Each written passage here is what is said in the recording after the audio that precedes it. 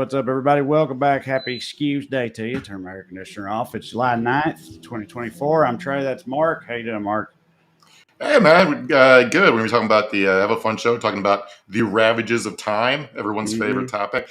How was your fourth, bud? Did you have a good time? Pretty good. Yeah. I was went to this like Hollywood potluck, bunch of improv comedy people. So obviously everybody there's like, super lefty or whatever. And it still heartened me when they had the big fireworks display. Like their house is in a place where you could see the neighborhood fireworks display very well.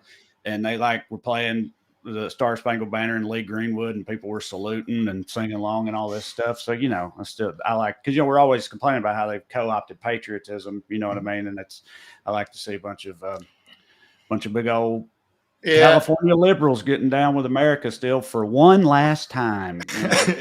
It does hit for me how fireworks are technically illegal in Los Angeles, but like every overhead helicopter shot from the news looks like Beirut in 1983 or some shit. They set them off in the street all over my neighborhood. Wife had to work all day. We wanted to go out to dinner, but everything was closed. So we ended up going to the Cheesecake Factory because it was the only thing opening. So proud to be an American. Yeah, that's very American. One of the greatest Americans, Mr. Vince Young, famously went broke at Cheesecake Factory. So I don't know if you recall that. That was like the number one excuse he gave for like running through all his money was that he went to Cheesecake Factory. So man, it was like my own swollen heart. It was like every NBA player's favorite restaurant on the road was Cheesecake Factory for a long time. I'm not really sure why. I mean, it's fine. That to me, that's the whole pitch for Cheesecake Factory. It's like whatever you like, we got it. It's fine. Yeah. No, I know. I mean, I got love for Cheesecake Factory for sure because, like you said, the menu is expansive, and I also like cheesecake. And other American icons besides Vince Young, Joey Chestnut had his own hot dog eating contest after being banned from Nathan's Famous because he got a deal from Impossible to endorse vegan hot dogs. Right. And Impossible is a multi-billion-dollar corporation, and Nathan's is a hot dog stand. So, but they decided to flex their muscle and say Joey Chestnut can't make money, so they booted him from their contest. So their winner had 58 hot dogs in 10 minutes. Joey Chestnut, over by himself, ate 57 hot dogs in 5 minutes. And goat. I'm just like, goat. Is anyone, let's call him an athlete for the purposes of this. Has any athlete ever dominated their sport like Joey Chestnut has eating fucking hot dogs? It's he's definitely on the order of, Gretzky and Michael Jordan and whoever that cricket player is that people talk about on the internet sometimes. Yeah, he's got to be up there with him. It's like he's literally twice as good as, the next guy. Like, I don't know if Jordan was like fully twice as good as Tiger Woods necessarily. That's a big gap. Yeah, Jordan wasn't even twice as good as the worst player in the NBA. He was the greatest, but it's like it doesn't work like that in most places. But Nathan's banning, it was so funny. It'd be like the NBA banning Michael Jordan because he endorsed Nike and they have a deal with Reebok or something. And so it was stupid. But the thing, so this is Nathan's they are that contest, right? Meaning they fully own it. It's like they own the league. It'd be like if Nike owned the NBA and wouldn't let anybody. I still think that he's the number. Name another competitive eater. Name the guy that won. Do you know the guy's name that won it this year with Chestnut? Right. Yeah. So I feel like it's kind of a, Yeah. I mean, before Chestnut, Kobayashi was just as dominant but not as dominant as he was relatively dominant, but would put up nearly the numbers as Chestnut. It's just wild to me that we all can only name one competitive eater, and he got banned from the Super Bowl of competitive eating for finding a way to make money off this dumb skill that no one else has, which is the most American thing in the world. Yeah. It'd be so funny if we spent the whole hour just talking about hot dog eating and contests and stuff like that. People don't like when we talk about sports. And if we shifted into this particular sport, competitive eating, it'd be very funny. Listen, so we're getting a couple comments and also from Matt. I know we had some technical issues before we started, but there's a little popping going on with your microphone. I'll keep talking for a minute if you want to maybe if you switch to the other mic and see what happens or something. I'm sorry this is happening, but you can. It's it's my normal mic setup. I mean, what mic should I switch to? I don't know. Matt says it's the thing from before that, which was fixed when you restart. We have to get there's like a popping noise every so often when you talk. Like if you try the MacBook microphone, even though it's not as high quality, maybe that will fix it. But Is this while better? Mark's looking at, yeah, I mean, well, yeah, we'll see. Yes, I think so. Okay. I mean, audio-wise, not as much, but you're not cutting out anymore, and I think people would prefer that. Okay. All right, so more 4th of July news. Yeah, so SeaTac, Seattle's airport, had a drone. Have you ever been to a drone show, Trey? No, I didn't even know that was a thing. I kind of like the idea. Is that like, like how close is that to like Spider-Man technology with Mysterio? Probably not Very that close. close. Right? They can do. Yeah, I mean, like I've seen them do like the Chinese dragons in the sky with like thousands of drones. It looks really fucking cool. Anyway, dude, no, I didn't even know that existed. I'm excited by that. Yeah, that's cool. I prefer them to fireworks just because they're new and different, and I've seen all the fireworks, but they don't go boom also, which is good for veterans and dogs. Everyone's favorite two things. So Seattle, they had a drone show there. They had the city paid $40,000 this company to put on a drone show, and 55 out of the 200 drones just fell into the lake. This is extreme. They tried to figure out what went wrong. The best theory is there are drone guns that fire like interfering RFD like waves or whatever. Radio beams or something. Yeah. So they paid $40,000 for this. The drones are worth $2,600 a piece. So 55 times $2,600 is $143,000. So between the city and this company's insurance company, the $183,000 lost because one psycho decided to go Joker with it. But I feel like if that wasn't in Seattle, if that was in like any southern city, they'd just never be able to do this. I mean, it's a new type of gun. You can have, it doesn't fire actual explosives, so that's a downer. But the fact that you can like duck hunt drones, $50,000 drone or $2,500 drones, yeah, rednecks would be all over that, dude. Yeah, this technology is supposedly illegal, but just like everything in America, there's always a guy with a hookup.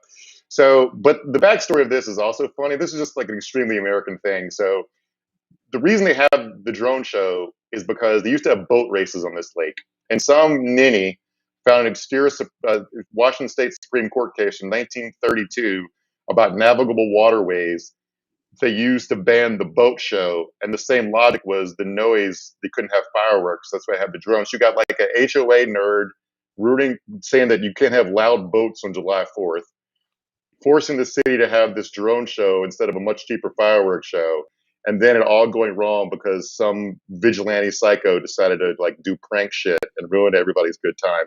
Just like this should be the flag, right? Just like absolutely. Yeah. So these drones, they're not loud like fireworks. They're just pretty in the sky. Yeah. Because a lot of people people raise issues with fireworks periodically on account of like, veterans and dogs and stuff not liking them. And, and I've seen people be like, look, they're just pretty explosions in the sky. Do we really need to torture people just for in the sake of that? So drones seem like a good compromise, but then here comes the high-tech redneck over here. Yeah. Popping them off. They do go with loud, like usually there's music played, there's a soundtrack to it. So there is loud music that the drones are essentially dancing to. So anyway, it looks cool. There's a drone show in your town. Go check it out. Don't take a drone gun. All right.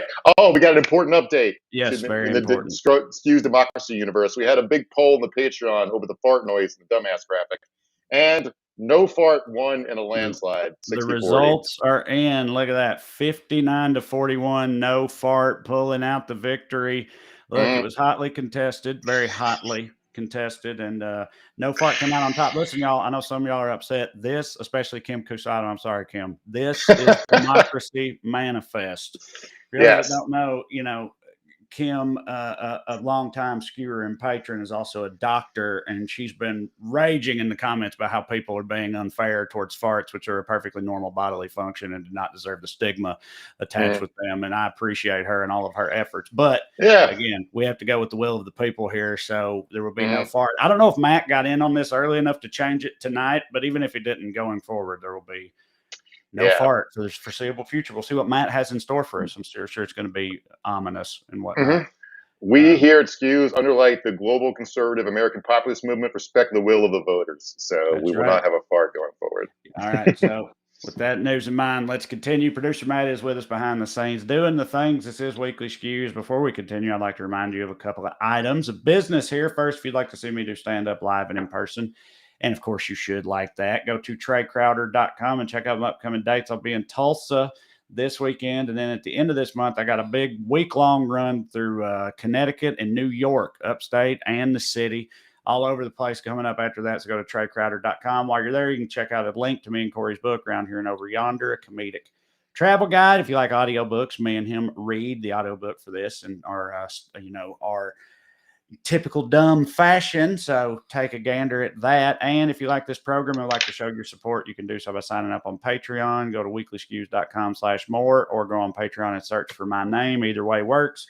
$5 a month gets you access to full-length bonus episodes, 2 of them a month. We did a 2-part Q&A earlier a couple weeks ago, and we got more coming up in the future. So support the show, get some more Skews in your life. As for the show tonight, as Mark referenced up top, the agony of the slow march of time. Father Time comes for us all, including the President of the United States, Joe Biden. All the talk right now. What is going on with his brain? I think we all kind of know. But should he step down? Will he step down? What's going to happen? Are we all going to die eventually? Well, yes, eventually, yes. But perhaps sooner than later. Who knows? We'll talk. We will opine on the matter a little later on. But first, we begin with the Daily Dumbass. Matt, the graphic. Okay. There it was. Hope you anti-fart people are happy. And I mean that. I do hope you're happy. Tonight's DD, this guy for volunteering to die first in the uprising. That we are in the process of the Second American Revolution, which will remain bloodless if the left allows it to be. That we are in the process. All right, so that's Kevin Roberts. He's the head of the Heritage Foundation, which is, Project one of those 2025. Yeah, he's basically the original brain behind Project 2025. The Heritage Foundation is like Federalist Society adjacent group that does like a bunch of like conservative astroturfing and rigging of the courts. Roberts has his PhD in history or whatever, and as close as I can tell before this, the closest thing he had to a real job was like being like the president of like fake Christian unaccredited colleges. So I'm sick of getting death threats from these fucking weenies. Like it's just like okay, like. Can you and I just meet in the parking lot and we fucking settle this shit? Because like I don't like going on TV and threatening to kill all of us just is not hitting for me. And they're just saying out loud that they're going to like execute a bunch of people, and I don't know if they're going to do it, but I hate that they exist. Fuck them. Yeah, it's like they're going to do it, but then when they do it, it will be our fault though. Like that's also the implication. It's like we will allow you to live, maybe if you keep your fucking mouth shut and play by the rules. And yes, you're right. It's coming from an abject dork over here. A lot of it's like like whenever Tucker Carlson talks about like the death of masculinity or like alpha male stuff or like sun in your tanks for to power up your balls and all this stuff. It's just so, but it's just, even Trump, the guy at the very top, you know what I mean? He's a huge bully. I get that, but he's a big fat slob, big fat orange slob. I don't think whoop anybody's ass. So it is kind of weird. Yeah. The Trump masculinity thing, Trump used to famously go see like the Broadway production of Cats like once a week, which is not what most the red-blooded American males who like love Donald Trump and draw him with chiseled muscles think of as being super masculine. I don't care if people go see Cats, but they do. So I want to bring this up because Trump has started basically disavowing Project 2025, even though it's basically the brainchild of his movement. Let me quote here from a post he put on Truth Social because he noticed that people are noticing it and being horrified by it. I have no idea about Project 2025. I have no idea who is behind it. We get to why that's a lot of it. I disagree with some of the things they're saying, and some of the things they're saying are absolutely ridiculous and abysmal. I wish them luck. It's like, okay. So Project 2025 is almost 900 pages long, so I don't doubt that he hasn't fucking read it. For sure. I haven't read the whole thing either. We might have to do a whole episode on it because it contains many, many horrors. It's essentially a George R. R. Martin book about Christian nationalism. So to summarize it, it proposes to dismantle or radically overhaul the Departments of Justice and State, eliminate the Departments of Homeland Security, Education, and Commerce, radically repurpose other agencies, and eviscerate professional services. Not to mention stuff like, outlawing porn, and included under porn is like all kinds of air quote degeneracy, which they include like homosexuality and transgenderness. So They also would allow Trump to invoke the Insurrection Act to suppress domestic dissent and violence, meaning the protests that happened, the day of his inauguration, they're going to shoot at. Okay, but just in case you're wondering, contrary to his disavowal, Project 2025 has been conceived, staffed, and endorsed by a bunch of Trump insiders. These are a bunch of people who were higher ups in his original administration. One of the main guys behind it is John McEntee, who was basically went from being Trump's bag man to director of the White House Presidential Personnel Office.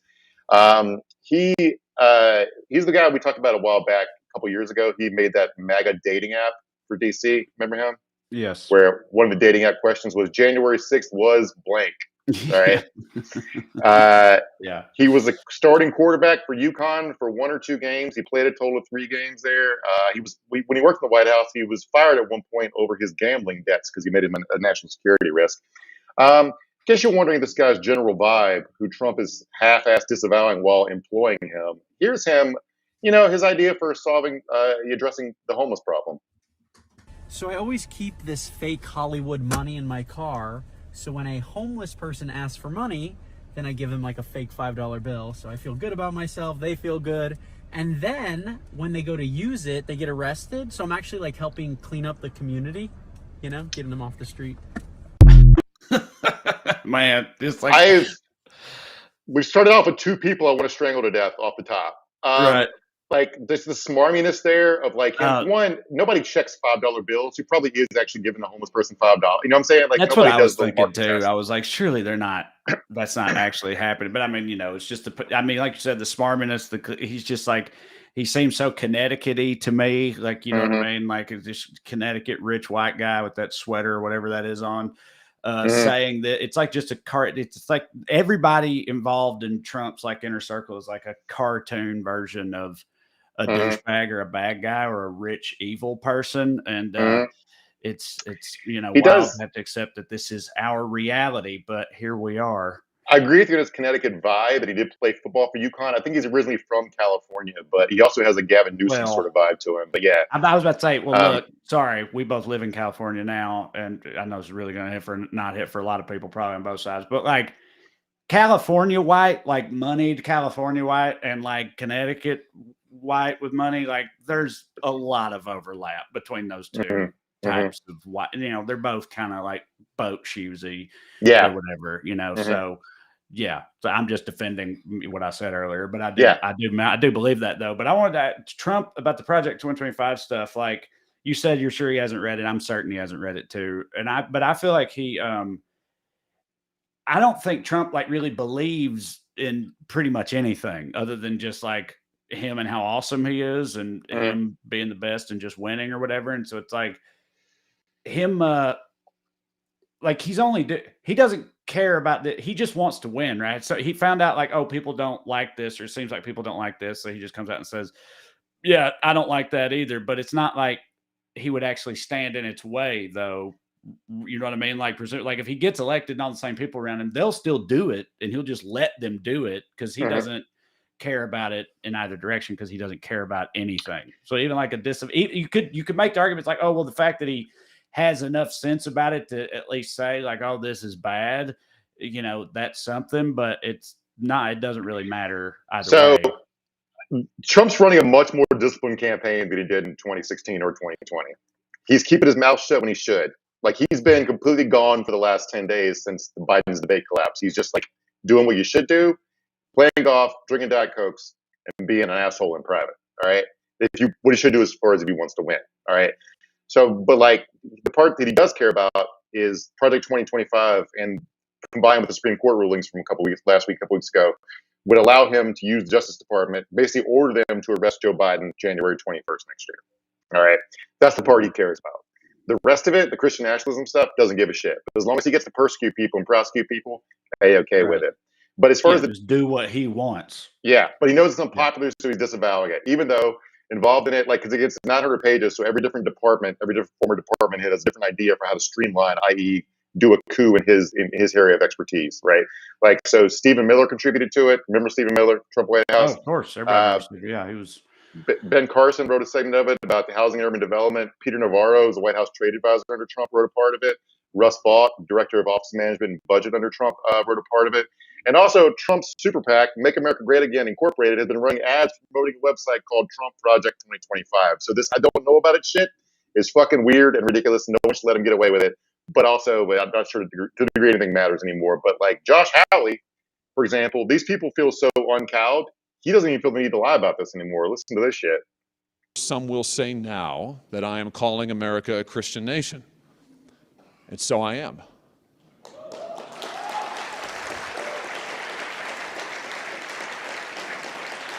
And some will say that I am advocating Christian nationalism. And so I do. All right, fuck you. All right, I'm not going to church even with a gun to my head. You can kiss off. So Kamala Harris gave a big speech about Project 2025 a couple days ago and how the media isn't focused on it. And this was the Washington Post's framing and a source of a lot of our problems right now. If you throw this up, Mac, let me read it here from the tweet / summary from the Washington Post reporter.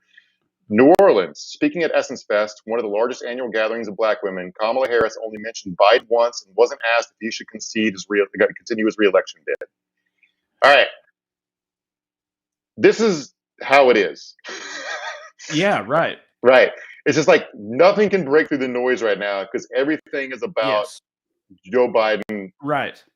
His brain maybe not hitting at times. I know. And I know that's what we're going to talk about Biden in a minute. But I mean, why is all of the American mainstream media seemingly like that right now? Like it's, like you said, she talked about Project 25 and how dangerous it is in their headline about it. They literally don't mention once and only focus on what it means for Biden and whether he's going to concede. It's like anything, there's renewed scrutiny or interest in all these old rape allegations and pedophilia allegations of Trump and stuff like that. But it's like, even with those, it's just somehow turns into like, yes, but look how old Joe Biden still is. Like, we just keep talking about how old Joe Biden is. And I know we're talking a little bit before the show and you said, it's just like that old Teflon Don thing. It is apparently true. It's like, it's just because like the standard for him is just so low. Like no one has expectations for him. So it's not like newsworthy to talk about all the vile stuff surrounding Trump. It doesn't get clicks because no one cares anyway, or the people that do care are always outraged by it. Or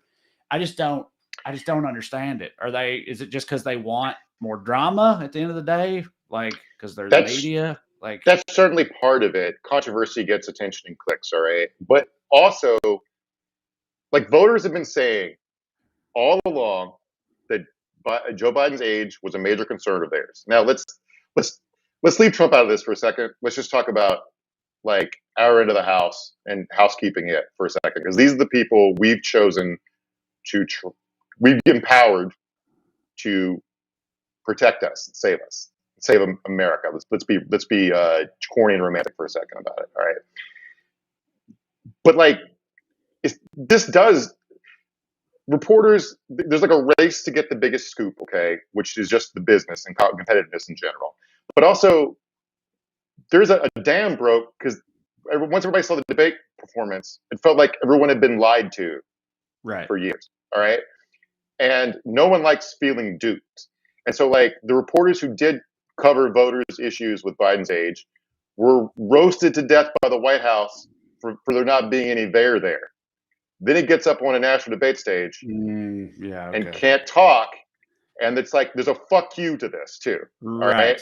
And it's kind of a deserved fuck you because I feel fucking duped. Like we spent a ton of time on this show making fun of conservatives talking about Biden's age. And like, my thing is like, I don't care about Biden's age. I do care about his ability to prosecute a case against Trump to get reelected and be able to do the job. Exactly. And then during the debate, they told us we're going to do the debate and your fears will be assuaged. Do you feel like your fears were assuaged? I don't feel at all assuaged. I feel 0% assuaged right now. And that does not mean that the national media is covering itself in glory right here. Like, there's been a whole thing about, like, this doctor on the White House visitors logs is an expert in Parkinson's, and he shows up a bunch. And people were treating that as a breadcrumb that Joe Biden has Parkinson's. Now, the White House, they just signed a bill called the National Plan to End Parkinson's Act into law. This doctor is well respected and has written a lot on this subject. The bill provides a bunch of funding for research and treatment and other kinds of stuff. Okay, so there's other reasons that's not conspiratorial to be like. It's okay to be like, you guys. I don't think it's okay to report these on the visitors logs, but I don't think it shows what you think it shows, right? But it's just like, I was thinking about, like, in every cop movie in the 80s, there's always that moment where the media will have a field day. I'm like, what the fuck is that? This is what it looks like. Okay. Right. But yeah, like, but it's like you said, that I mean, I feel the same way about, and I feel like that's where most people are, don't like to feel like you're duped or like you've been gaslit or whatever, like you're continuing to be gaslit when they act like it isn't a big deal anymore. Because like everybody didn't see what we all saw, you know what I mean? The people try to downplay it. That nobody likes that either. But it's like you said, I still don't even really care about any of it because like there's a system in play, like, you know, there's a secession plan there. I said in the video I made about it at the time, the people around him, I trust infinitely more than the Project 2025 crew that's going to be around Trump, like it indescribably so.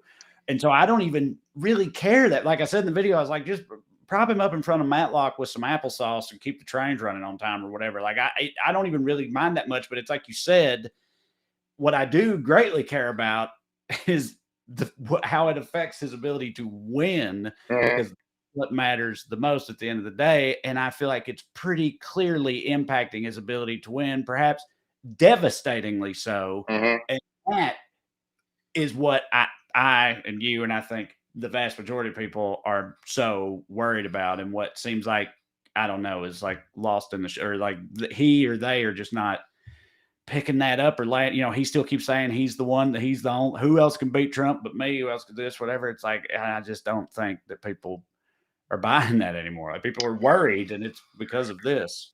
Yeah. And to be fair, like Biden gave a speech to NATO today, and apparently did great. But the thing is, like, he apparently does great on teleprompter and bad off teleprompter. Whatever your takeaway from that is. And one of the stories that come out, like donors are starting to panic. Their money's drying up because when he does donor speech, I'm talking about like 15 people in the living room talking for 10 minutes, he uses a teleprompter. All right. And I know what you're saying about succession plan and backup plans. The question now is like whether or not the succession plan should be implemented, and what is it? Right.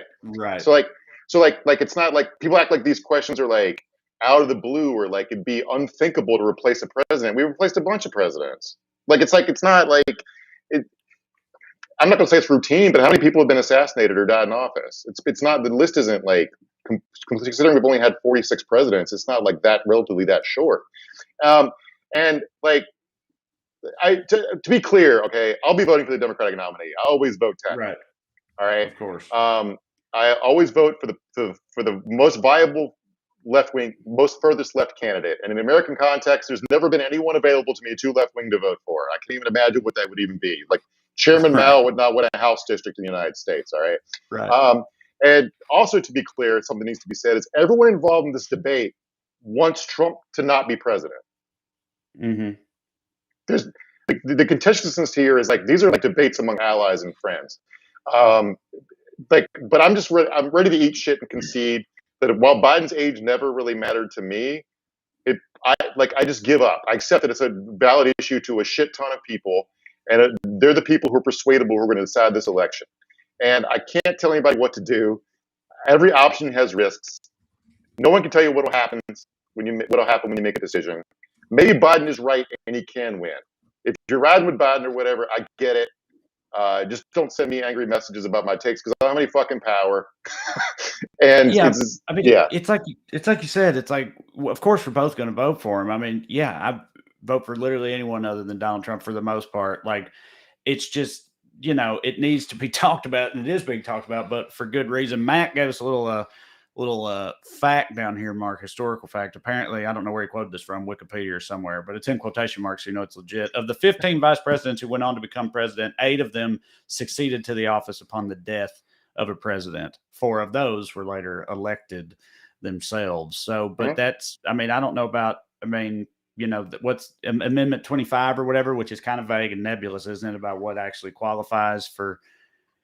And that's what Amendment 25th Amendment, I think, is when it says, like, because of incompetence or incapacity or however it's worded, you know, that he doesn't have to die, that he can like be replaced. But like, how does that actually work? And is he going to do it? And then also, like, he had that interview with George Stephanopoulos, and which was Oh, we're weird gonna in a talk lot about of that. ways. Yeah. Yeah, but he also said, I think he said in that interview, he said somewhere, it's like the only thing that should determine this is, the American people or whatever. And it's like, I know he was elected the Democratic nominee like fairly 4 years ago. That did happen, but I'm pretty reasonably certain that if you could just hold a brand new primary for every registered Democrat next week or 2 weeks from now or whatever, I do not think it would be Joe Biden. I don't think he represents the will of the people anymore, even though that did happen back then, because things have changed. There are extenuating circumstances now. Right. And the whole thing is just And frustrating. it's not a we hate Joe Biden thing either. No. It's just I like Joe Biden. Yeah, it's just that he's going to get to die of old age, assuming Trump doesn't murder him when he takes office, and like the rest of us are going to be stuck here after he's long gone, living on with the, reverberations of his decision. And like you said, like there was I think it was CBS did a poll of Democratic primary voters, and they want a new candidate 55 to 40. All right, this is another CBS poll about does Biden mental and cognitive health. Does Biden have the mental, cognitive, and cognitive health to serve as president? On June 9th, was at 65%, and now it's at 72%. So it's trending in the wrong direction. Okay. Pretty low to begin with, too, by the way. I mean, I guess I'm not shocked by it, but yeah. And the thing that kills me is, anybody remember why we had this super early debate to begin with? The Biden campaign wanted it, and they wanted it to try to combat this narrative. All right. They wanted to dispel the fears that he was in cognitive decline. It says it didn't dispel it. Have you heard the hopium conspiracy theory from people on the left that the real reason they had the debate early was because people inside knew this would happen and they needed to get the ball rolling on doing something about it? Well, if that's sure. There's a lot of hopium conspiracy theorists going around right now. Sure, if that was the effort, it hasn't worked so far because Biden is being pretty strident about how he will never step down. You'll have to pry the presidency out of his cold dead hands, which is assuredly Trump's plan. So Biden is in his saying that the 2020 polls underestimated him, so why believe them now? But that's just not true. Polls overestimated him in 2020. At this point in 2020, he was up 9 by 538's national poll average. I know that's true because I can remember during the well, maybe I shouldn't say this, but I'm about to say it anyway. During COVID, like in lockdown and all that stuff, we would have little what's the word? Distance, social distance. We had little get-togethers outside in Drew's yard where we're sitting 6 feet away from each other, each drinking our own beers or whatever. So I know that was the summer of 2020. So roughly around this same time frame. And I remember you were sitting there saying, like, very, straight face, like, look, Joe Biden's going to win. Like, he's up by this much. He's going to win. This is going to happen. It's like everything points in that direction. It's going to be, and the rest of us were like, I don't know, man. I don't know about all that. And so I know that the polls were not bad for him then, because I can remember you saying that because it had such an impact on everybody, because everybody was like, dude, shut up. Shut up. You're going to jinx. What are you doing over there? But obviously you were right. But yeah, then when you look at that as compared to now, it's not good. Right. Plus, like you said, dude, Trump is like, or his people or something, they're more, I don't know. It's like they've actually learned from their mistakes. It's like you said, he seems more, I know that he's still a full-bore lunatic and there's still all this terrible stuff about him that no one pays attention to. But like campaign-wise, it's like you said, it's like he's playing the right game or whatever, and it's all just a perfect storm of terrifying. I saw a column to summarize it earlier about like his newfound campaign discipline. It was like, well, in 2016, he thought he had no chance of winning. And in 2020, he thought he had no chance of losing. Now he's campaigning like someone who has a chance to win, but also a chance to lose, like an actual professional operation to a certain degree. And that's a little bit frightening. So anyway, so up 9 at this point in 2020. And my rate, as of today, 538 has him down 2.1 nationally. Now, you got to bake in a curve to that where it's inside the margin of error, but a Democrat has to win the popular vote by plus 2 points to win the Electoral College, generally speaking. So essentially, when you're down 2, you're down 4. Okay. He's also the first Democrat to trail a national July poll since the year 2000 when Al Gore was behind George W. Bush. All right. So these questions about his fitness are not going to stop being asked because they're about his inability to speak extemporaneously in public. And the only way to address that problem is to speak extemporaneously in public, which is something he cannot seem to reliably do. Right. All right. Like, it's so baked in at this point, entrenched, that I think to dish this narrative, you'd have to like go on America's Got Talent and do skateboard tricks while reciting the Magna Carta and solving a Rubik's Cube. Like it's just like it feels intractable. Now, yeah, it's one of those things. It's like even if, like you said, with the State of the Union was great or whatever. Even if he did something that was like, well, that very next day after the debate, he made a speech and was perfectly fine or whatever. It's like even if he did something that made people like, oh, okay, maybe. I still don't think it goes away, but also he can't do that every time. What happens the next time he goes out and has to talk? Do you know what I'm saying? Right. It's like it's not like there's like a switch you can flip and just fix him. I mean, even though like the Republicans think we got that magic pill that for some reason we're clearly not giving him anymore, but like that don't exist. So even if he pulled off some big astonishing feat of cognitive prowess in front of the entire world to see, he still got there and papawed up the very next, weekend or whatever. And then you're just right back to square one because clearly that's what's going on with his brain at this stage of his life. So it just is. And we're not gonna. It is.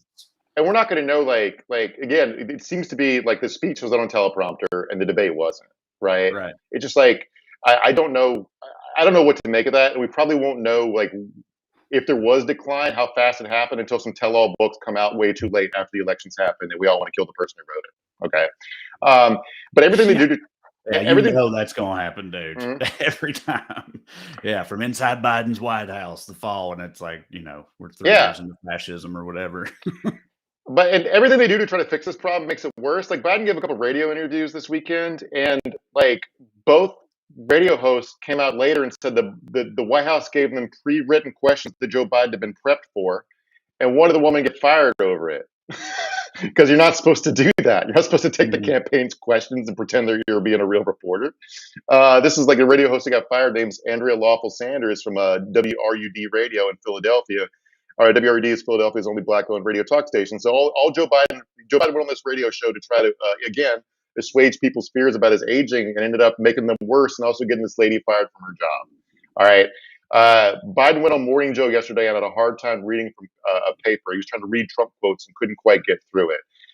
Being president isn't about this kind of stuff, but getting elected kind of is. It's a stupid popularity contest in a lot of ways. And I hate that, but like, let's operate in reality for a little bit because a bunch of people seem to not be doing that. You brought up the George Stephanopoulos interview from Friday night, which again, the whole point of this was to, make people feel better about his ability. And but this made me, the content of it made me furious, but also listen to the sound quality because there's another important thing going on here. And if you stay in and Trump is elected and everything you're warning about comes to pass, how will you feel in January? I feel as long as I gave it my all and I did the goodest job as I know I can do. That's what this is about. No, that's not even a little bit what this is about. This isn't a fucking pee-wee football game. It's not just right. as long as everybody has fun out there, that's what really matters. Like, no, it isn't. Democracy is what matters. The future of this country and everything it stands for is what matters. Yeah. The stakes are very high here, and you giving it your all and feeling good about yourself as you march off into the twilight or into the horizon ain't got shit to do with none of that. Also, like, did they spray tan him? Yeah. Yeah. Yeah. Look, he's orange. You dipshits like orange, right? He's orange. He's denying the polls. He went on Morning Joe, which is his favorite TV show, to complain about the polls being fake. Who does that sound like, dude? Right. And that answer, like, it's basically like, don't you guys understand? You're just extras, and then my biopic about proving the haters wrong. I'm like, no, fuck that shit. Now, I'm not sure if you can quite parse what exactly he was saying there, but Maureen Dowd, the New York Times, who sucks. This isn't about Maureen Dowd being good or anything, but she transcribed that quote in a column she had in Saturday's newspaper, and she transcribed it as, "I'll feel as long as I gave it my all and I did the goodest job as I know I can do. That's what this is about." Okay. Yeah. She got an angry phone call from Biden campaign spokesperson who demanded she change the quote. And the change they insisted upon was, "I feel as long as I gave it my all and I did the good as job as I know I can do." Yeah. Now, we prepped the show in a Google Doc. I just want to flag you that their correction, the Google Doc did the blue squiggly line, that's wrong, and the other version Dowd transcribed did not. Yes. Right. So I don't know what the fuck. This can't be the plan, man. This can't be the plan. Yeah, I don't know. I did think, when I first listened to it, at first I was like, did he just say the goodest? And then I was like, oh no, I think he said as good, which still doesn't. I know that that's still not right, but I had that thought process. So it's like, maybe they're just like, it's still funny to be like, no, technically he said this also wrong thing, or even more wrongery, grammatically speaking. Like, it's just, it's funny that's a hill you want to die on when it's like, it still didn't sound good in the first. Plus, that is just so not the most important part of the statement itself. Right. I don't care. I more brought that up. Like I'm offended by the content of it, that we're all characters in a Joe Biden movie. But also, like, I don't care about transcribing the quote. I'm just talking about, I've only brought it up to point out the insane shit that they're really worried about is that. Yeah, I know. Right. No, I know. Yeah, it's crazy. Like, they should have pushed him back. That's what everybody's upset about. Yeah, but people did notice the actual content of it. Let me quote Adam Schiff here on NBC. That is the answer that most concerned me. This is not just about whether he gave it the best college try, but about whether he made the right decision to run or pass the torch. That is the most important decision for him to make right now. Now, the people who are calling for Biden to step down, there are some weird bedfellows in these trenches, man. I can't quite. It's like a cross-partisan, cross-ideological coalition for people who are just in deep fear that Trump's going to win, versus people who just don't feel like speaking up. All right. And the average Schiff super fan is like a hardcore Biden junta member, while Schiff himself is signaling Biden should step down. And the average Bernie fan is joining the Kamala's K-hive, while Bernie is holding the line for Biden. Right? I don't understand what the fuck is happening right now. Like, right now, the Pod Save America guys are more critical of Joe Biden than the Squad. Shit's very weird right now, and I don't really know how to make sense of it. I think, we've been talking about how this ain't good. We need to figure something out. This ain't going to work and all that. But, like, to me, it's pretty much like there is still time to act right now. It's not a completely lost cause. Like, at least in theory, there's time to do something about it. And so everyone should be screaming like right now, we should be doing something about this. Y'all should fix this, address this, whatever. If they don't, and I still kind of doubt that they will, just because that's just how they are. If they don't, and it ends up being Joe Biden, and that's like set in stone, once it is set in stone at that point, then I don't think it would be beneficial for anybody to still be, like, at that point, I think you got to be like, look, he's better than Trump. It is what it is. Shut up and just do it, and just, leave it at that. But we're not at that point yet. So this is the time to, bitch and moan, right? Or make your voice heard. And we're two people going to vote for the Democratic nominee. It's not us who need convincing. I would literally rather vote for a dead body than Donald Trump, and they might make me actually do that. And that's the part. When I say they, it's Joe Biden. No one else can make this decision but him. He has the delegates. He has the nomination. He has the presidency. Okay. So, but like they're talking about people wanting to do something. I wanted to go through some serious copium from respectable liberal pundits I've seen the last few days. One idea for something to do is to have Joe Biden resign and Kamala appoint Barack Obama her vice president, because the Constitution will let him serve 3 terms as president, but it doesn't say he can't be vice president. And they're pitched to the country being like, he's actually going to be technically the president, but not really, right? Yeah. That's not it. That's not going to work. No. As far as the Biden debate performance, I saw people saying that, like, they did Havana syndrome shit, saying that Russia or Trump used directed energy weapons to make Joe Biden not talk good. See, that's just as dumb as when in the run up to it, conservatives were saying that he was getting the super serum or whatever in the secret laboratory. Like this, and I don't be that dumb, like, right. Come on. I'd rather be a little better than that. Our coalition is not the MAGA coalition. All right. We're not a bunch of fucking sycophantic joiners, and asking us to be like this is self-defeating. I'm not going to bullshit people and act like I believe that Russia shot Joe Biden in the head with a directed energy weapon to make him talk bad when he's 81 years old. Right. And he's up at night. He's talking from 9 p.m. to 10:30. Okay. I'm not doing that. The Occam's razor. There's a much simpler solution here. Another one is that this audio from the ABC interview with Stephanopoulos was sabotaged to make Biden sound bad with all the ambient noise. I would bet my life there's no orchestrated conspiracy at ABC to elect Trump for whatever fucking reason. But what seems obvious to me is his voice was frail, so they had to turn the gain up on the audio super high. Yeah. That seems like a much more obvious conclusion than he's being sabotaged by malicious actors. He just can't, we heard him talk in the debate. Sometimes he can't be that loud. He had a cold, right? All right. So, what other Democrats up to while this is going on? Let's talk about the House for a second. Hakeem Jeffries, Democratic leader of the House, tweeted a verse in the book of Joshua over the weekend. Do not be discouraged, for the Lord your God will be with you wherever you go. That's from right after the passage where Moses dies of old age and a younger leader takes his people into the promised land. All right. Today, Jared Golden, who's the main Democrat in a district that Donald Trump won by 7 points in 2020, published an op-ed in response to Biden's debate performance, saying he'd be fine with Trump winning the election. Quote, unlike Biden and many others, I refuse to participate in a campaign to scare voters with the idea that Trump will end our democratic system. First of all, fuck this ass kisser who just wants to keep his job in Congress. But do you know what Rocco's basilisk is, Trey? No. It's a thought experiment about, say, if an all-powerful and otherwise benevolent AI came to control the world, it would be incentivized to go murder everyone who didn't aid in its development. All right? Okay. So kind of what you're seeing here is this guy being like, hey, Donald Trump, if you need controlled opposition, I'm right over here. You don't need to throw me in a fucking camp. Yeah. So yeah, man. Now even the fucking Democrats are bending the knee for Donald Trump at this. It's like this power and sway this guy has over. Yeah, much of our political process. So there was a House Democratic Caucus, a big House Democratic Caucus meeting this morning, and one reporter saw this scene where a Democrat congressperson was walking out of the meeting, and a protester, like a MAGA protester, was like, "Trump's going to be president," and the congressman responded, "Well, can't even argue with you," and kept walking.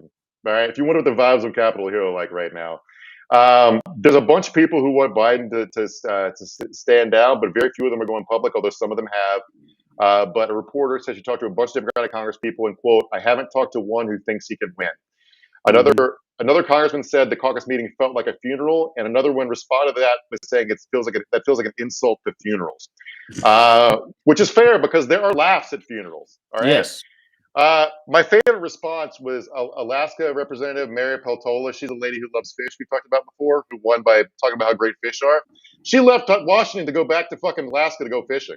She's like, fuck this, I'm going fishing. Yeah. Let me read this. Today, the Office of Representative Mary Sadler Peltola announced that she would be absent from the House floor for the week of July 8th to do what she has done every summer, put up fish for her family. So she's catching the winter's her winter's dinner. So half the Democrats like replace Joe, other half like keep Joe, and Peltola's like, fish. I like it. I respect it. Bro, is she really? She really, like, you know, they got to like stock the larder with fish for the winter time, and like the Alaska congressman. That's some frontier shit. Oh, I think she's part native. It's okay, so it's like a traditional. All right. Well, right. Still, that's hardcore, is what I'm saying. So that's legit. You're wondering why they're freaked. Biden's severely underperforming against down ballot races in every swing state. Like Nevada, for example, Jackie Rosen's running for Senate. She's up 8.3, and Biden's down 5.2. That's a 13-point swing. Dude. It's closer in other states, but just like it's the same dynamic in Pennsylvania, where Biden's losing, Casey's winning. Arizona, Biden's losing, Diego's winning. Michigan, Biden's losing, Lisa Slotkin's winning. All right. It's not good, man. Right. So again, the polls could all be off. We could do that hoping if you want that they're all off by 13 fucking points. Okay, we could do that. And what's Biden's last line of defense is basically saying, if you try to take this from me, I'll burn the whole fucking party down. He warned the question of how to move forward has been well aired for over a week now, and it's time for it to end. It's been well aired, but there hasn't been any response to make anybody feel better. And this part, we alluded back to, it's kind of turning into Trump, as it like kind of makes sense. He's turned a bit Trumpy as his brain stops working as good. But he denounced the elites who he's accused of trying to push him out. Bro, the elites are the president of the United States. What are you talking about? Like, what's next? Threatening to run third party if you push him out like Trump did?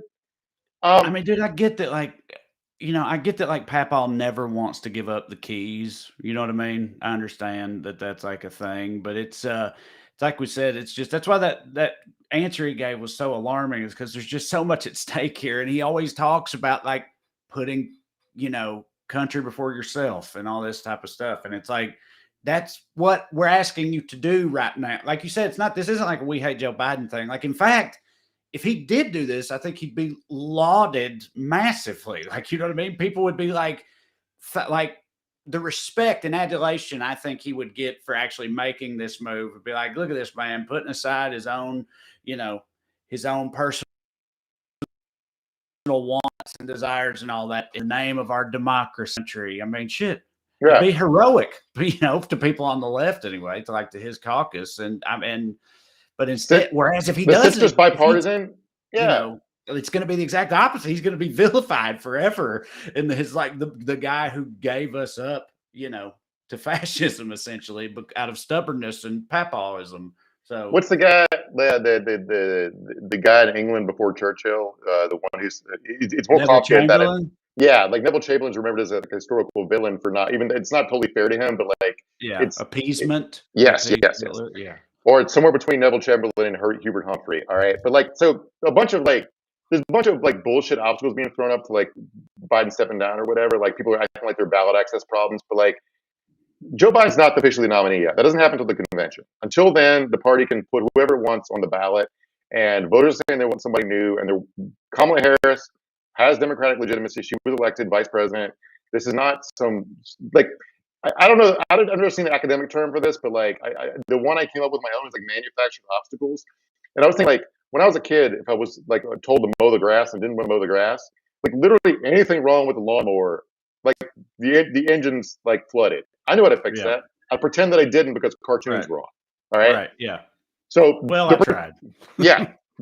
They're doing that now. We looked into it. Actually, we can't do it. No, fuckers, you can. But I said a bunch of shit that I regret. We did our Patreon episode after the day after debate, where I bought into that, and that's not totally correct. Yes, there is campaign finance problems with the $212 million they have in the bank, but Kamala can spend that, and it's whatever.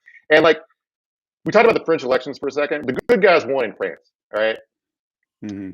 And people being well, they did that, but what they did required sacrifice. Hundreds of candidates had to voluntarily stand down to block out the right-wing fascist movement. And the lesson there is that if we act selflessly, we can beat fascism. And if not, we probably won't.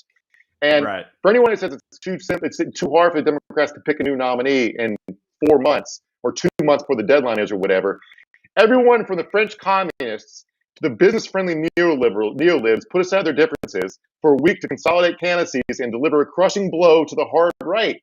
They did that in weeks. This is... I'm so fucking frustrated, man. And we surrendered. I know, but it's but is it? I mean, isn't it just mostly Biden and those closest to him right now that needs to be convinced? Right. So it's it's not. There's not a broad. It's not like we're really divided right now. I know you said there's still people that are riding with Biden, but I think, like you said, they just don't want to speak up, or they've written it off as look, he's going to be the nominee. So what are you going to do? That type of thing. But it's. It seems pretty united to me in saying he needs to step down, and it's just getting him to he still is the president. And, so it comes down to him and his family or whoever he's got in his ear. That's, right. It's when people say the Democrats, there's no cabal. It's just it's Biden's decision to make. And it's also reported today, the only person he might actually listen to would be Nancy Pelosi. But it doesn't change the fact that we're allowed to speak for the time being. And I don't say my fucking opinion. It's this is really frustrating, and it's no one's asking for Biden to be put to death. We're saying he can go live on a beach in Delaware and have a pension, right? Mm-hmm. It's just and if we surrender to fascists before France does, our papa's ghost will fucking kill us. So the sheer number of people I've seen being hopeful about a Kamala Harris candidacy is crazy. And I was trying to figure out what it is. And then it's just a lot of this is just people feel nihilistic, right? People feel hopeless, LOL, nothing matters, because everyone's going through the motions, none of this, nothing's at stake in this shit. And I read this piece by Osita Nwanevu in The Guardian, who crystallized it for me, about why people on the left are enthusiastic about Kamala, even though she's, a former prosecutor, not left-wing by any means, but it would be a concession to reality, which is sort of what democracy is supposed to be about. Right. And let me quote here: voters think Biden is too old. Journalists think Biden is too old. Behind the scenes, Democratic officials think Biden's too old. Beyond risking a loss, Biden is contributing to the feeling that nothing matters. He's corroding the faith in politics he promised to restore. All right. Yeah, I mean that's the number one thing. It's because it's when the day after the debate in my video, I was y'all know that shit ain't gonna happen. And part of the reason I said it was just because, like I said, that just don't ever happen.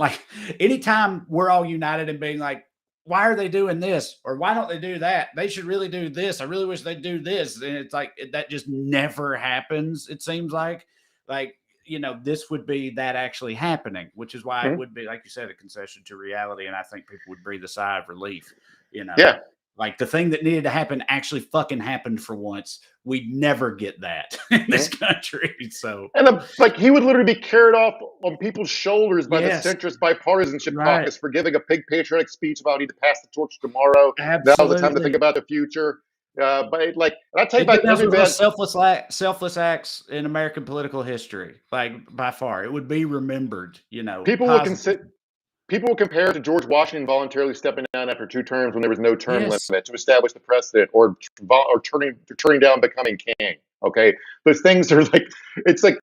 Dude, I feel like if I could go down as a legend and not have to be the president anymore, I'd totally take that deal. But that sounds way better. It's like a fired college football coach getting paid $10 million to not coach. You know what I mean? It's like, it's a win-win. He needs somebody telling him this shit, or he needs to be listening at least. The amount of Kamala standing I was seeing from otherwise lefty accounts on social media was crazy last week. People who defund the police accounts were posting positive Kamala as a cop memes. All right. I thought they were going to GameStop her to be into fucking God Emperor. It was crazy. And and going back to we talked about where she tried to talk about Project 2025 and the whole article is about she didn't mention Biden's age or whatever. Even if you think this distraction is stupid, it's taking up so much oxygen. Somebody has to do something to get it off the table. And if Joe Biden can't get people to stop talking about it by, I don't know, jumping a BMX bike over a gorge or some shit, then a change has to, unless you think the polls are all off by 7 points, something has to change. Right. Because coasting to failure just isn't an option. And newness hits for people. People like new stuff. They like change. They like fresh air. Just in recent political history, New Zealand Labour swapped in a new leader in 2017. They got a huge immediate boost in the polls. Kevin Rudd was swapped in the Prime Minister candidate for Australian Labour in 2013. He didn't win, but the polling got a lot better for them, and it narrowed his party's gap, which hold on to a few seats in the House and Senate might make a big difference, even if Kamala Harris still loses. Right now, Japan's prime minister is so unpopular that the Liberal Democratic Party over there is considering replacing him with several other people because they want to have a chance at winning. This is not unprecedented or weird. I don't know what we act like in America, any sort of change from the status quo is absolutely unthinkable.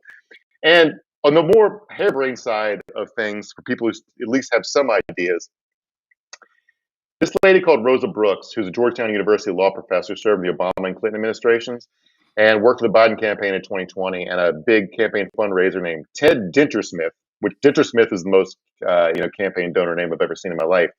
They had this idea for a blitz primary, which is where basically you have a weekly forum leading up to the convention, where they'd have events hosted by cultural icons. They list Michelle Obama, Oprah, and Taylor Swift to engage younger voters. This is the stupidest thing I've ever heard in my fucking life. But at least they're trying something. Yeah. And that's some real blue sky shit right there. It's right. Just throw anything out there. Nothing's too dumb. We could say whatever. It's just someone. Right. Wouldn't this be cool? We'll get Taylor Swift to interview Pete Buttigieg about trains. Right. Yeah. And young people will TikTok about it. Ergo, 1,000-year neolib Reich or whatever. It's so fucking stupid. And the question everybody has to be thinking about, if you accept the reality that Joe Biden is behind, is how much would you gamble on a Biden comeback? No, not much. Not me. Because like we said, it's not going to, that ain't how time works. It's not how brains works. It's not how any of this works. It's not going to get better. It's even events if could change. Appear better shortly. It won't get better. Events it can't. Events could change. I mean, if you say it's not fucking hopeless. It just feels stupid to me. Like the economy could start booming if people stop caring. The housing values could go up. Trump could get arrested. Trump could die. The stuff could change and he could still win. But I'm saying, knowing what we know today on July 9th, 2024, what's the best course of action? Joe Biden, go sit in the beach chair. Yes. Feels like it to me. But whatever. Absolutely. Yeah. I don't know. I guess we'll find out. I don't know. Y'all be here with us along for the ride. I certainly hope so. Thank you. Getting in under the wire. The Roan on YouTube says hit that like button. Make sure you smash that like button, y'all. Subscribe, share, leave us a 5-star review, all that internet stuff. It hits for us. you hit for us. We appreciate you. Go to TreyCrowder.com. As I told you earlier, check out my upcoming tour dates. Come see me in Tulsa and then New York, Connecticut, and elsewhere after that. And if you like this show, support it and get some more of it in your life by going to weeklyskews.com/more or go on Patreon and search for my name. And $5 a month, you get some more bonus skews and support the show in the process. But if you keep watching on Skews, we'll keep doing them. And like I said, it's getting rowdy around here, y'all. Things are heating up, and it's just now July. So May you live in interesting times, Trey. I know that's what they say. We sure are, and it don't hit. All right.